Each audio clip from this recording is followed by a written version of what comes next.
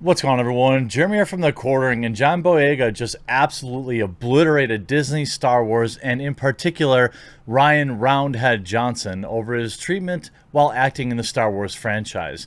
We all know that John Boyega has basically been on the warpath ever since completing his work with Disney, trying to distance himself in every way humanly possible, which does seem to lend credence that there's some sort of weird blacklist for Disney actors and actresses.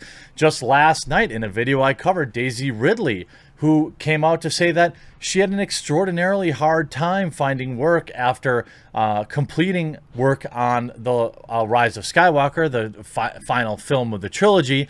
Now, I don't know why there would be any kind of actor blacklist, but certainly John Boyega seems to be making sure, absolutely sure, he's never invited back, and he's never going to work probably for Disney ever again. So this, as he did an interview basically in I think GQ, right? Yeah, GQ.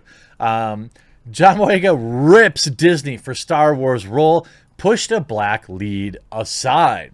John Boyega isn't part of Disney's Rat Pack anymore, so he's speaking his mind freely about how he thinks they did him dirty in Star Wars. And he's not sugarcoating a thing. The actor is gracing the October cover of British GQ and talked to the magazine about some of the lingering gripes over his time playing Finn in the latest Star Wars film. I always thought they should have did more with Finn, absolutely. He was basically relegated to being a side character, but he was more interesting than a lot of the other ones.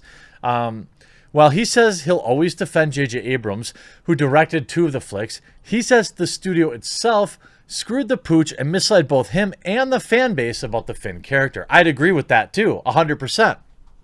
Wow, base John Boyega.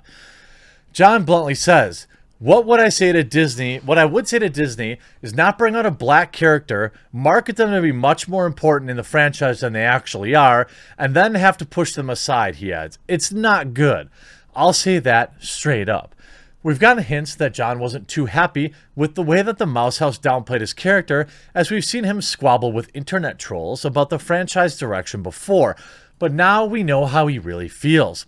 He goes on to tell GQ that his co-stars Daisy Ridley and Adam Driver's characters were fully fleshed out and in the end got the biggest storylines, not to mention love interests. John says Daisy and Adam would admit the same, so he's not dropping any bombshell. In his final shot, at Disney, he said, what they want to say is, what they want you to say is, I enjoyed being a part of it. It was a great experience. I'll take that deal when it's a great experience. Zoinks! And there are even more. John Boyega burying Disney and Ryan Johnson. It's so difficult to maneuver, he says, exhaling deeply, visibly calibrating the level of professional diplomacy to display. You get yourself involved in projects and you're not necessarily going to like everything. But what I would say to Disney is to not bring out a black character, market them to be much more important in the franchise than they are, and then have them pushed aside. It's not good. I'll say that straight up. He's talking about himself here, about the character of Finn, the former stormtrooper who wielded a lightsaber in the first film before being somewhat nudged into the periphery, but he is also talking about other people of color in the cast. Naomi Ackie and Kelly Marie Tran, and even Oscar Isaac, a brother from Guatemala, he feels suffered the same treatment. He's acknowledging that some people will say it's crazy or he's making it up, but the reordered character hierarchy of The Last Jedi was particularly hard to take. Now, of all the new and interesting characters, I couldn't be bothered to care about Kelly Marie Tran. I thought she was poorly written, not the actress's fault at all. I don't want to say Kelly Marie Tran. Kelly Marie Tran's character, I didn't really care. Rose Tico. She became a meme before she could even be allowed to flourish and grow. I wasn't that interested in her character. But a former stormtrooper, that's interesting. That's super interesting. And you really didn't find anything about him, and he was just kind of always off on these side projects, but they got to put a black man on the movie poster, and that's what Disney really wanted. And that's exactly what John Boyega is saying here. Like, you guys knew what to do with Daisy Ridley. You knew what to do with Adam Driver, he says. You knew what to do with these people, but when it came to Kelly Marie Tran, when it came to John Boyega, you knew F all. So what do you want me to say? What they want you to say is, I enjoyed being a part of it. It was a great experience. Nah. I'll take that deal when it was a great experience. They gave all the nuance to Adam Driver, all the nuance to Daisy Ridley. Let's be honest. Daisy knows this. Adam knows this. Everybody knows this. I'm not exposing anything. Although, I don't know if it's necessarily cool to kind of throw those two under the bus. Or if you're going to say that, John, you probably should have at least said, like, not that that was their fault. It does kind of drag them into your beef, which, I don't know. I don't know if I'm sure that was unintended. He is on a breathless roll now, breaking his long corporate ometra to touch on unthinking, systematic mistreatment of black characters in blockbusters. They're always scared. They're always freaking sweating. And that's what he sees as the relative unthinking, systemic, that's his relative salvage job the returnee director J.J. Abrams performed on The Rise of Skywalker. Everybody needs to leave my boy alone. He wasn't even supposed to come back and try and save your stuff. Even though he also acknowledged that it was an amazing opportunity and that a stepping stone, that he participated so much good in his life and career that he is palpably exhilarated to finally be saying all of this.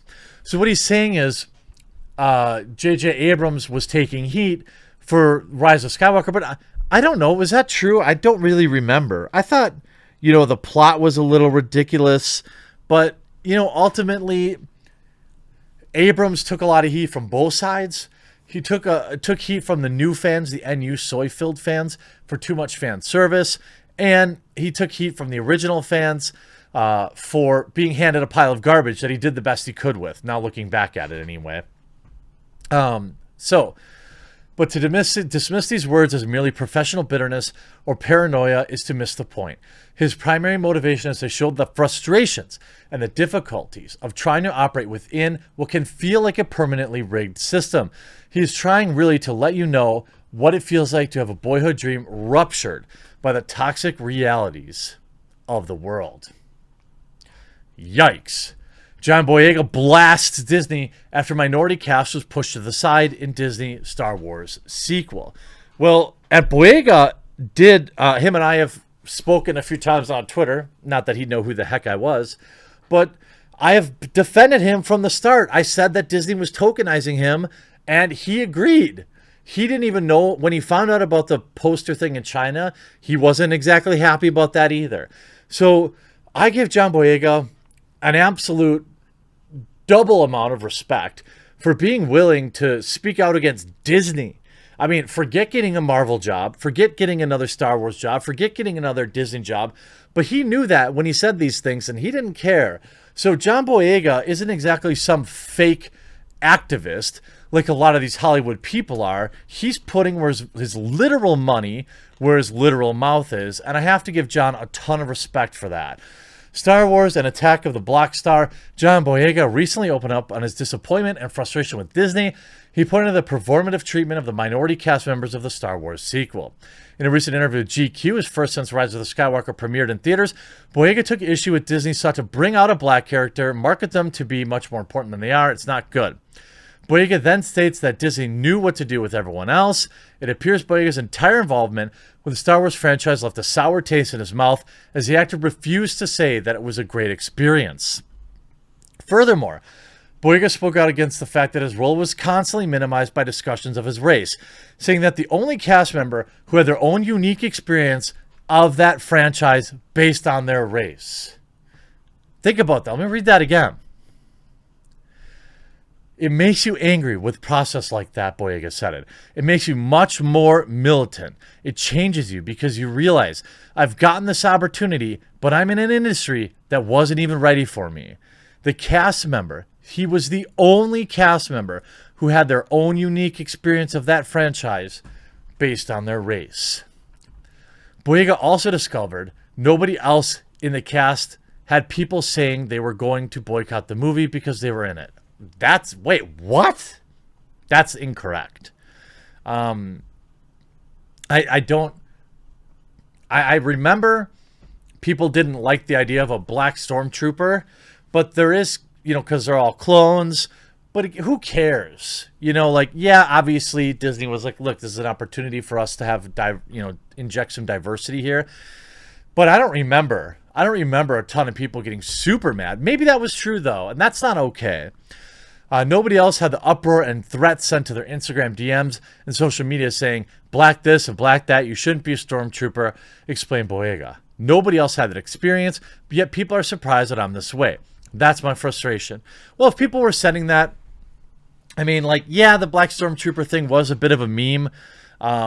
And I suppose that it does affect people in ways that you can't really, people who get obsessed with canon. John, you would agree, right? Disney obviously wanted at least the veneer of diversity. If they were really worried about the canon, they could have made you not a stormtrooper, but whatever. I thought you did a fine job in the film. Boyega would also make a point to push back directed against Rise of the Skywalker director J.J. Abrams over the quality of the film, telling fans that everybody needs to leave my boy alone. He wasn't even supposed to come back and try and save your stuff. Notice how he calls Star Wars your poo. I think,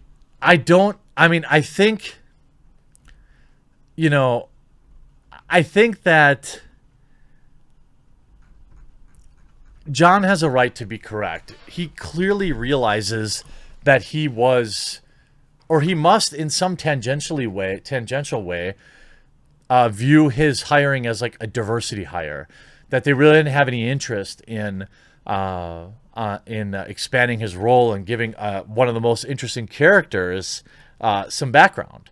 I think he would probably agree with that. He might not call it that in particular, but yeah, they wanted to have a black guy's picture. They wanted to have an Asian woman's picture on the movie poster, but they didn't really do much for the roles. Rose Tico got probably a worse shaft job than John Boyega did because her character was a complete joke. But yet she was marketed as being so important. But every time she was on screen, you kind of were like, oh, why should I care about this person? You never made me care about Rose Tico. You never made me care about Boyega's character. It just, Finn. So, yeah, that's on the writing, I think. So I think John has every right to be upset. I applaud him for roasting Disney. It's a ballsy move. But it sure does separate him from a lot of these faux activists in Hollywood. Hope you enjoyed this video. We'll talk to you again real soon.